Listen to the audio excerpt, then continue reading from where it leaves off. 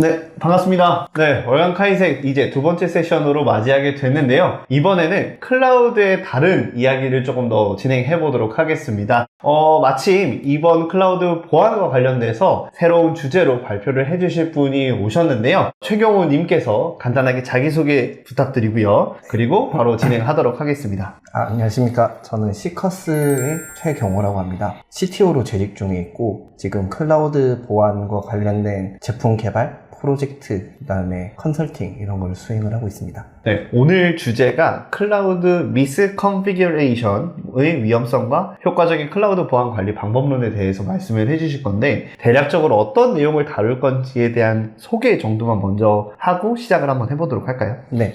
클라우드를 사용을 하게 되면은 이게 물리적인 자산이 클라우드로 프로그램화 되어 있는 거기 때문에 설정이 엄청나게 많습니다. 그러니까 설정의 개수가 수천 아니면 수만 개가 될 수도 있고 그리고 그러다 보니까 설정을 다 외우고 있는 사람은 사실상 없거든요. 그래서 클라우드 환경을 구축을 하고 나서 설정의 문제로 인해서 데이터가 유출이 된다거나 아니면은 내 계정이 탈취가 돼서 이 탈취된 계정으로 인해서 좀 공격의 경로로 활용이 된다거나 이런 것들이 많이 있습니다. 그래서 그 설정을 잘 챙겨볼 수 있는 방법론, 그다음에 실제 사례 위주로 좀 설명을 드리겠습니다. 그럼 이거를 좀 보시는 분들 중에서 어떤 분들한테 특히나 좀 도움이 되겠다 하시는 분들 대상이 어떻게 될까요? 일단은 클라우드를 쓰시는 분들일 거고요. 그리고 네네. 보통 클라우드를 사용을 하면은 MSP라는 업체를 통해서 기술 지원을 받는데 네네. 이 MSP 업체가 이제 실제 사용자랑 겪을 수 있는 그런 문제들이 어떤 게 있는지 그리고 어떻게 얘기를 하면 좋을지 클라우드를 쓰시면서 그다음에 보안적인 요소를 많이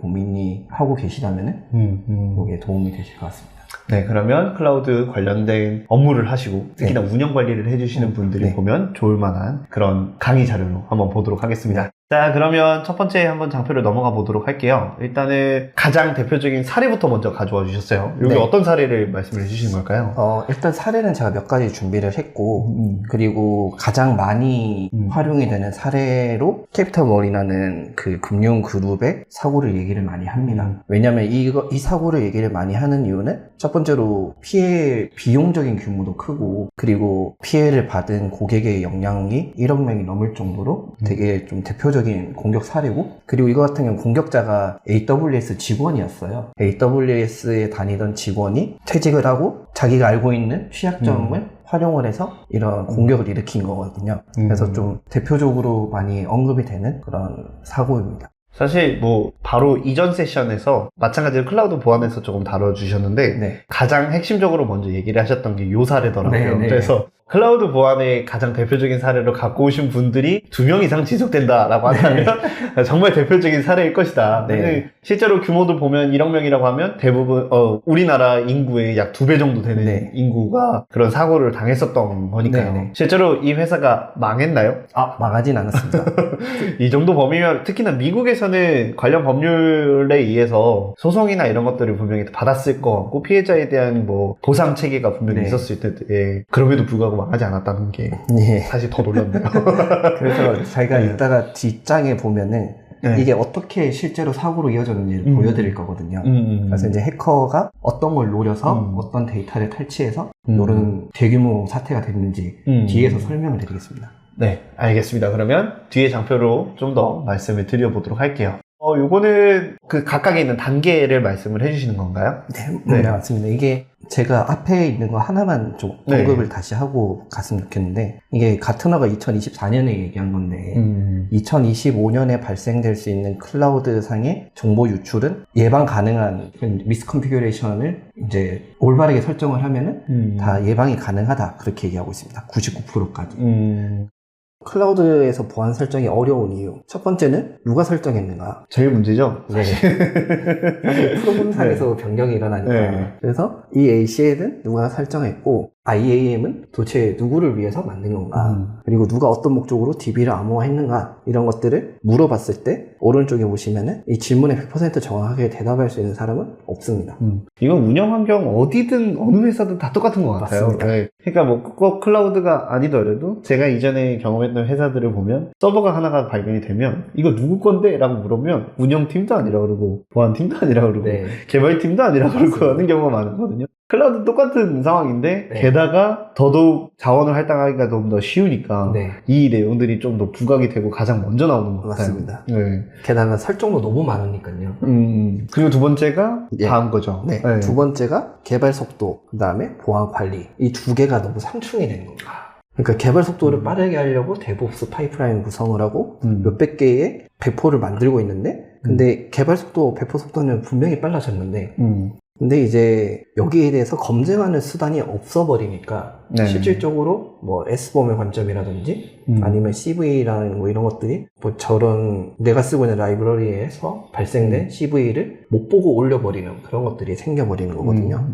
그래서 여기 너무 빈번하기 때문에 실질적으로 모든 보안 관리는 사실상 불가능하다. 배포를 자주 안 하는 게 아니라면은. 그래서 이게 딜레마고, 그리고 요즘엔 IAC라는 뭐 오픈토프 아니면은 뭐 테라폼 이런 거를 많이 쓰기 때문에 얘네들에 대한 검증을 해야 되는데, 뎁스옵스 파이프라인을 구성을 하면은 대응은 가능합니다. 한데 그거를 현재 상황에서는 되게 어려운 일이라고 일단은 말씀을 드릴 수 있고, 그리고 마지막으로는 멀티 클라우드를 쓰면은 더 복잡해지는 거가 더 문제인 거죠. AWS만 해도 이렇게 복잡하고 사용하기 어렵고 앞서 말씀드렸던 무궁한 문제들이 있는데 애저까지 같이 쓴다. 애저랑 AWS GCP는 또 다른 설정이겠죠. 네. 설정 자체가 완전히 달라버리니까 이걸 셋 다 공부하는 건 사실 좀 어려운 부분이거든요. 그래서 각 CSP에서 보안 진단을 위한 기능을 제공을 하지만 AWS는 AWS만 볼 수 있고 애저는 애저만 볼 수 있는 그런 문제점들이 있습니다. 이 세 개를 놓고 보면 현실적으로 너무 힘든 내용들인 것 같거든요. 뭐 사실 이론적으로는 분명히 방법은 있을 것 같아요. 이론적으로 되게 쉽겠죠. 근데 현실적으로 보는 관점에서는 거의 불가능에 가깝지 않을까라는 항목으로 들어가 있는 게, 해결 방법이 제시가 되고 있나요, 이게? 해결 방법을 100%까지는 아닌데 이거를 약간 완화시킬 수 있는 툴로 만들어서 요거를 사람이 저거를 아까 그 제이슨을 다 분석하기 어려우니까 시스템화해서 제공하려는 노력들이 많이 있거든요. 그래서 이제 그런 좀 해결책들은 또 뒤에 있으니까 또 한번. 그렇군요. 한번 보도록 할게요. 그러면 다음에 또 뭐가 들어가 있을까요? 네. 사실 이 영상을 보시는 분들한테 가장 중요한 얘기일 수도 있습니다. 왜냐하면 MSP를 다들 계약을 해서 MSP 엔지니어의 기술 지원을 받는데 왜 우리가 요청하는 거를 안 해주느냐, 혹은 왜 보안 사고가 발생되는 거를 미연에 방지를 못했느냐라는 얘기가 나올 수 있거든요. 그러면 이제 거기 각각의 카테고리별로 왜 그럴 수밖에 없는지를 좀 설명을 드리는 부분입니다. 서로의 관점에 따라서 뭔가가 보여지는 거겠네요, 그러면. 맞습니다. 네. 일단은 첫 번째로 시스템의 주요 목표는 고객사는 당연히 다 알고 있는데 MSP는 러프하게 알 수밖에 없습니다. 이 시스템을 구성하는데 서버가 몇 대 필요하고 설정을 뭘 열어줘야 되는데 그 중에서 어떤 게 더 중요하기 때문에 이제 우선순위를 높여서 관리해야 되고 이런 건 잘 모를 수 있거든요.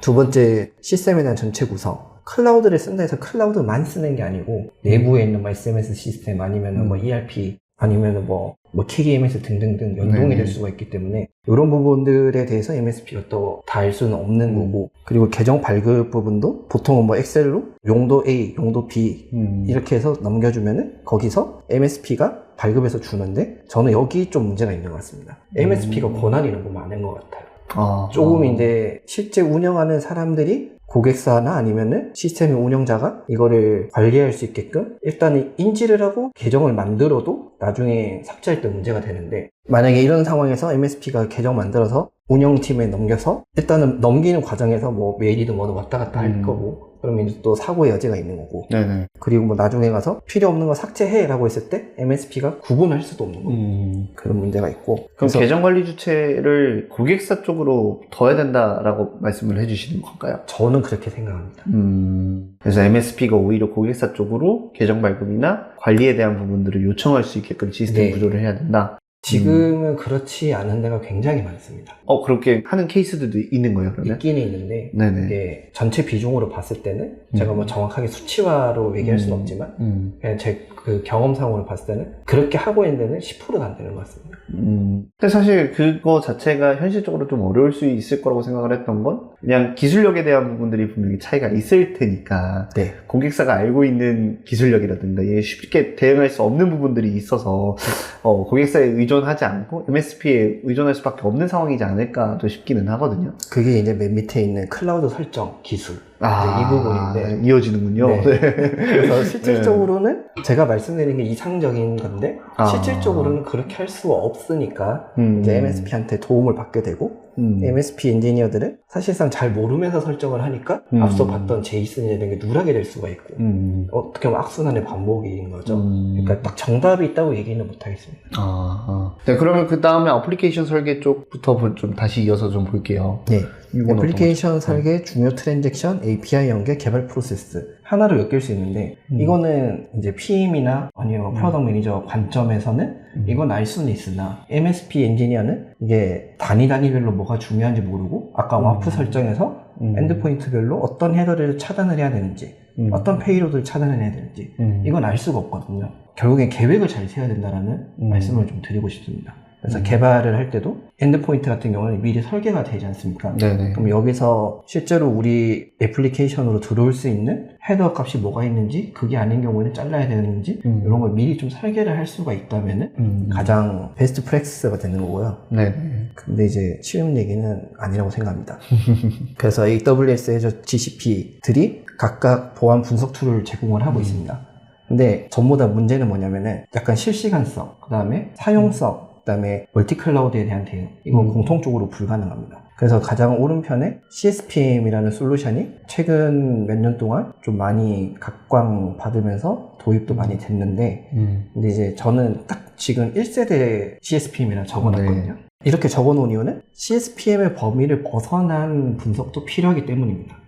그래서 단적인 예로 캡틴 웜은 이제 컴플라이언스를 준수를 하고 있었는데도 저 사고가 발생됐습니다. 왜냐하면 그거는 애플리케이션 단에서의 사고였기 때문에요. CSPM은 약간 클라우드 인프라에 대한 진단 위주라고 볼 수 있거든요.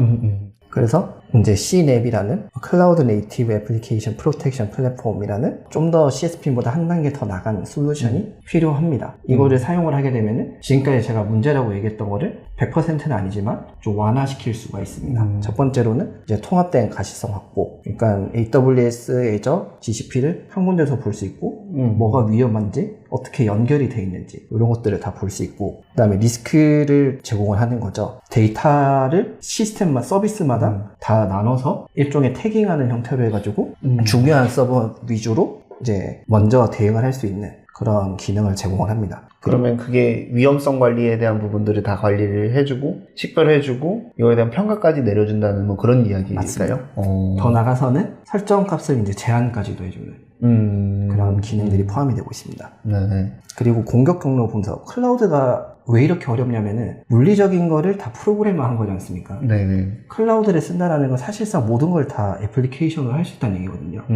그러니까 뭐 네트워크 트래픽까지도 그래서 네트워크 트래픽도 가져오고 그 다음에 시큐리티 그룹에 대한 정보 이런 걸 매칭을 시켜서 일어날 수 없는 공격 레터럴 무브먼트가 일어나면 안 되는데 생겼다. 그러면 정책을 어떻게 바꿔야겠다. 이런 거를 이제 자동으로 제한도 해주고 이제 알 수도 있는. 그리고 프리빌리지 에스컬레이션은 아까 제가 몇 가지 사례로 보여드렸던 권한 상승. 네. 그런 설정상에 하자가 있는지를 바로 알 수가 있게끔 알려줍니다. 그리고 뎁스옵스 환경을 구성을 해서 CI/CD 파이프라인에서 배포되기 전에 얘가 문제가 있는지 없는지를 검증하고 문제가 있어요. 뭐 예를 들면 CV 취약점이 2개, 3개 이상이다. 그러면 얘를 배포를 취소를 한다든지 그런 식으로 활용이 가능합니다. 데브스옵스는 굉장히 많이 나오는 키워드 중에 하나잖아요. 네. 그것들을 같이 상호 보완을 해줄 수 있는 맞습니다. 것들도 가지고 있고. 그 다음에 런타임 보완이죠. 네. 런타임 보완은 이제 워크로드라고 하는 거는 쉽게 얘기해서 애플리케이션을 돌릴 수 있는 컴퓨팅 파워를 제공하는 모든 것들이거든요. 그래서 VM, 인스턴스, 컨테이너, 쿠버네티스, 람다 등등등에 대한 보완이 필요하고 특히나 이제 서버리스 같은 경우는 우리가 관리하는 범주가 너무 적기 때문에 조금 더 모니터링이 좀 필요하고 더 많이 필요하고 그 다음에 행위기만 분석이 되면서 이런 것들을 뭐 특정한 서버 보안 솔루션처럼 서드파티로 에이전트를 설치하고 이런 것들이 아니라 CNAP의 장점은 클라우드 네이티브로 모든 게 동작이 되기 때문에 기존 운영 환경에 영향이 없는 형태로 분석이 가능합니다. 어떻게 그게 가능할까요? 일단 아까 모든 게 다 프로그램화 돼 있다고 말씀드렸지 않습니까? 네네네. 그러니까 저기서 돌아가고 있는 VM 인스턴스 컨테이너를 프로그램으로 우리가 다 가지고 올 수가 있거든요. 그게 이제 클라우드 네이티브인 거고. 네네. 그래서 가지고 온 다음에 이제 실제로 문제될 수 있는 것들이 뭐가 있는지, 그런 뭐 CV 취약점, CC 취약점, 그다음에 중요한 파일이 변경이 됐는지 이런 것들을 다 모니터링을 할 수가 있습니다. 그리고 사회자님이 아까 말씀해 주셨던 이제 얘가 할 수 있는 범위의 가장 끝은 자동 진단 및 제한, 그렇게 볼 수가 있습니다.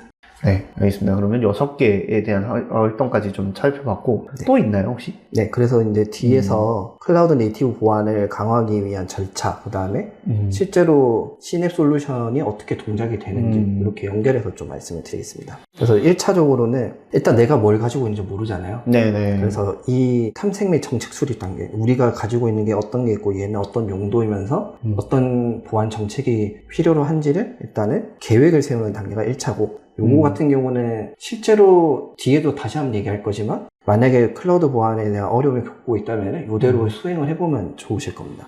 이게 사람이 하는 건가요? 아니면 시스템 자체가 자체적으로 진행을 하는 걸까요? 여기는 사람이 해야 합니다. 아. 시스템 자체적으로 하는 건 뒤에서 또 말씀드릴게요. 아, 네네. 그래서 이제 두 번째로는 고위험 자산, 그러니까 중요한 자산들을 또 식별을 해야 되고, 그 다음에 세 번째로는 시스템 및 서비스를 보안 강화를 하기 위해서 어떤 솔루션을 도입을 할 건지, 시냅을 도입을 할 건지, 아니면 자체적으로 사람이 할 건지, 이런 것들을 이제 선택하게끔. 네. 그리고 네 번째로는 사실 클라우드는 너무 변동사항이 많잖아요. 네. 그래서 이제 이거를 계속적으로 고도화를 하고, 그 다음에 모니터링하고, 개선을 하기 위한 정책을 세우고, 이게 계속 이제 CI/CD처럼 반복이 돼야 합니다. 연속성을 계속 가져가야 되고, 네. 말씀하셨던 것처럼 지속성을 가져가야 된다. 네. 라는 거고요. 네. 그래서 이제 여기서 실질적으로 필요하신 걸 수도 있거든요. 그래서 계정 및 사용자 카테고리, 로깅 카테고리, 서버 보안 카테고리, DB 및 스토리지 카테고리, 그다음에 네트워크 카테고리에서 주로 진단을 해야 되는 항목들 굉장히 많이, CIS 벤치마크 이런 걸 보면 굉장히 많은데 그 중에서 이제 좀 중요하다고 생각되는 걸 몇 가지만 넣어본 겁니다. 비슷한 걸로 이제 쉴더스에서 제공했던 그 가이드라인도 비슷한 걸 본 것 같아요. 네, 맞습니다. 네. 쉴더스에서 제공한 것보다 조금 더 많은 게 CIS 벤치마크라고 보시면 됩니다. 그 내용들을 주요 필요 항목으로 보셨던 거고, 네. 그 다음 장은 또 어떤 걸로 구성되어 있을까요? 그래서 이게 시냅의 실질적인 화면인데 지금 제가 앞서 말씀드렸던 1, 2, 3차는 네. 사람이 했어야 했잖아요. 네네. 요거를 자동화를 하기 위해서는 이런 이제 시냅 솔루션을 만약에 활용을 한다면 이제 절차가 어떻게 되냐면은 여기 앞서 제가 말씀드렸던 여러 가지 항목 중에 IAM, 액세스 키, 시크릿 키, 그 다음에 뭐 API 키 이런 얘기들이 네. 많이 있었습니다. 그거를 시냅에다가 키를 등록을 해주면은 시냅 같은 경우는 이 클라우드 내에 있는 모든 정보를 다 스캔을 합니다. 그렇게 되면은 보통 저의 경험상 15분 내에 모든 정보들이 다 동기화가 되거든요. 그러면 이제 동기화가 되면은 우선적으로 내가 가지고 있는 클라우드, 그러니까 멀티 클라우드, GCP, Azure, AWS를 포괄적으로 지금 여기 보시는 것처럼 내가 뭘 가지고 있는지를 일단 인지를 할 수가 있습니다. 그래서 GCP 내에 어떤 VPC가 있고 그 안에 VM이 어떤 게 있었고, 그 다음에 오른쪽에는 예를 들면은 클라우드를 써도 제가 내부 온프레임이 없을 수는 없다라고 말씀을 드렸는데, 온프레임이랑 어떻게 연계가 되고 있는지를 여기 한 그림으로 볼 수 있는, 일단은 자산 식별, 그 다음에 시스템에 대한 구성, 이런 걸 할 수 있는 기능이 있고요. 그리고 이제 여기는 컴플라이언스라 해가지고 실질적으로 설정을 어떻게 해야 되는지를 알려주는, 조금 전에 모든 리소스를 다 동기화를 했잖아요. 네네. 그 설정들이 이제 시냅이라는 솔루션의 DB에 들어갈 거고, DB상에서 조회를 했을 때 이러이러한 문제점들이 보인다. 그래서 여기 준수 몇 개, 미준수 몇 개 이런 식으로 나오거든요.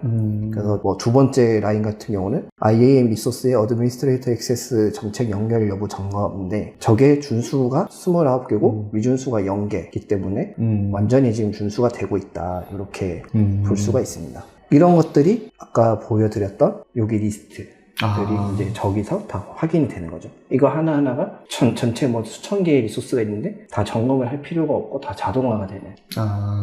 그리고 이거는 지금 자동 조치 같은 경우는 우리가 플로우나 아니면 트래픽을 VX된 데이터를 좀 봤는데 실질적으로 허용되어 있는 포트가 5개인데 네네. 실질적으로 들어오는 게 2개밖에 없는 겁니다. 그러면 요 3개는 지워도 된다라는 그런 제안을 네. 이런 솔루션들을 해주고 있습니다. 그래서 얘를 지워도 되냐 말아야 되냐 이렇게 되게 어떻게 보면 되게 어려운 얘기인데 그쵸. 네. 그거를 데이터 기반으로 제안을 해주는 그런 기능들이 있습니다. 그리고 이제 이렇게 동기화되어 있는 리소스들이 나와 있고, 그리고 클라우드는 변동이 많다고 했잖아요. 네. 갑자기 어떤 값이 바뀌었는데 과거의 값을 몰라버리며 원복을 하는데도 어려움이 있을 거고, 그리고 그럴 일은 희박하겠지만 퇴사자나 MSP 업체가 모르고 얘를 수정을 한 겁니다. 그럴 경우에는 다시 원래대로 돌려야 되잖아요. 그렇죠. 그래서 이런 이제 이적들에 대한 관리들, 그래서 리비전이 생성일 때는 버전 1부터 쭉쭉쭉쭉 올라가는 그런 기능들도 제공을 하고 있습니다. 일종의 스냅샷이라고 봐야 되는 기능일까요?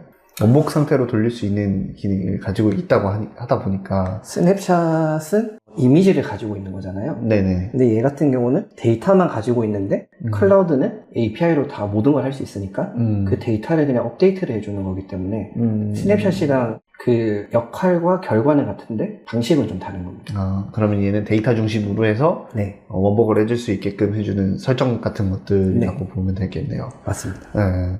네, 그리고 다음이 요건데요. 되게 조직도처럼 생겼네요. 네, 그래서 제가 예를 들어서 AWS, Azure 이런 계정을 한 10개를 가지고 있는 겁니다. 네네. 그러면 그 10개 밑에 어떤 그룹이나 롤이 있을 거고 그 밑에 사용자들이 있을 거잖아요. 네네. 그 사용자들의 리스트가 요 맨 밑에 나오는 겁니다. 그래서 지금 여기 화면에 보면은 요런 것들이 있거든요. 네네. MFA 활성화 여부 표시. 그래서 저걸 체크를 하면은 이 시냅 솔루션이 보안 정책이 약간 위배되어 있다거나 미비한 애들을 별도로 이제 색깔을 바꿔서 보여주는 그런 기능들입니다. 그래서 실질적으로 미사용되는 거라든지 아니면은 미사용되는 거라든지 보안 정책이 미비한 거를 전체 리스트 기준으로 볼 수 있으니까 아까 전에 잠깐 언급했던 뭐 지워도 되냐 그런 거를 바로 이제 즉각적으로 이것도 데이터 기반으로 알 수 있는 그런 기능들이 제공이 됩니다. 그럼 권한 자체가 지금 되게 보니까 약간 계층형으로 되어 있어요? 맞습니다. 그래서 이제 모든 클라우드는 말씀하신 계층형, 그래서 뭐 그룹이든 롤이든 그 밑에 실질적으로 유저들이 들어가는 개념이고, 롤 같은 경우는 그룹에도 활동될 수 있고 롤에도 활동될 수 있거든요. 유저에도. 그러니까 얘 같은 경우는 서로 이제 얽히고 설키는 건데, 근데 너무 복잡하니까 이런 솔루션들은 그냥 계층형으로 이해할 수 있게끔 그림을 그려주는 겁니다. 그래서 이런 것들 눌러보면은 세부적으로 되게 많은 정보들이 나옵니다. 그래서 그 해당하는 계정이 물론 계층형으로 표현을 하긴 했지만 역할 베이스로 나타나는 것도 같이 함께 맞습니다. 볼 수는 있는 형태인 거죠. 네. 그리고 시냅 같은 경우는 일단 장점이 모든 로그를 다 가지고 옵니다. 그러니까 뭐 AWS에서 누가 갑자기 어떤 값을 바꿨다. 이런 거를 이제 즉각적으로 이제 인지할 수 있고, Azure에서 뭐 바꿨다. 아니면은 여기 대표적인 거 하나만 좀 보면 AWS에서 루트 계정이 활동을 했다. 루트 계정은 기본적으로 쓰면 안 되는데 뭐 그런 게 활동을 했다라고 하면은 바로 이제 뭐 슬랙이든 메일이든 알람을 띄워서 대응을 할 수 있게끔. 그리고 로그인한 다음에 이런 로그 화면을 통해서 어떤 행위를 했는지 그런 걸 다 조회를 할 수 있습니다. 추적 활동들을 할 수 있다라는 거고, 그리고 다음 거를 한번 보면 대시보드가 들어가 있네요. 요게 이제 대시보드는 아니고 아까 워크로드에 대한 보안을 말씀을 드렸었는데 워크로드에 대한 상태입니다. 그래서 이 워크로드가 어떤 CC 취약점이 있고 어떤 CV 취약점이 있고 그 다음에 어떤 무결성으로 운영이 되고 있는지 이런 것들을 보여주는 겁니다. 그럼 각각 있는 개별, 위에 나와 있는 것처럼 개별 인스턴스의 약간의 세부 상태들을 보여줄 수 있는 환경이다. 맞습니다. 라고 보는 거고요. 세부 관리까지 다 가능한 부분이네요. 인스턴스 같은 경우는 이제 클라우드 관점으로 봤을 때는 CSP 레벨, 그러니까 그 API가 있는 것들은 저희가 뭐 예를 들어서 조회를 한다, 아니면은 뭐 개발적인 관점으로 얘를 설정을 바꾼다, 이런 게 가능한데 지금 CSP마다 약간의 차이는 있는데 기본적으로 VM이라고 하는 인스턴스라고 하는 거는 하나의 머신이잖아요. 이 머신에 API가 있어야만 외부에서 얘를 조정을 할 수가 있는데 AWS 같은 경우 SSM이라는 게 있습니다. 심플 매니지먼트인데 AWS 심플 매니지먼트라는 게 설치가 되어 있으면은 이제 외부에서 정책을 바꾼다든지 설정을 바꾼다는 게 가능한데 기본적으로는 아까 봤던 설정 제한처럼 그런 제한이나 뭐 자동 배포 이런 거는 불가능하다고 볼 수 있는데 CSP마다 약간 상이한 부분이 있습니다. 그래서 이제 DevSecOps를 구성을 하게 되면은 이런 게 나오는 거죠. 네네. 이제 내가 만든 컨테이너에서 쓰고 있는 랭귀지가 자바 아니면은 뭐 러스트, 파이썬인데 이 라이브러리 안에서 취약점이 어떤 게 있는지 이런 것들을 보는 거를 이렇게 시각화를 한 거고 여기서 예를 들어서 취약한 게 3개 이상이다. 그러면 파이프라인을 중단을 한다든지 차단을 한다든지 이런 식으로 접근을 할 수가 있습니다. 그래서 이건 DevSecOps에 대한 별도의 화면인 거고 그래서 쭉 보여드렸는데 그래서 CNAP이라는 거를 도입을 하게 되면은 첫 번째로는 분석 시간이 단축이 돼서 뭐 이제 오탐이나 교정 뭐 이런 것들을 바로바로 할 수 있는 환경이 구축이 되는 거고 그러니까 그 수많은 리소스나 제이슨을 다 분석할 필요가 없어지는 거죠. 그리고 이제 리스크가 감소, 이제 가시성 확보를 하고, 그다음에 내가 실제로 지워도 되는 게 어떤 건지를 명확하게 할 수 있고, 그다음에 진짜 위험한 미스컨피규레이션은 바로바로 대응할 수 있게 이제 되는 거고, 그리고 비용 같은 경우도 미사용되는 건 지울 수가 있으니까 당연히 비용이 줄어들 거고, 그다음에 모든 걸 다 가지고 온다 했잖아요.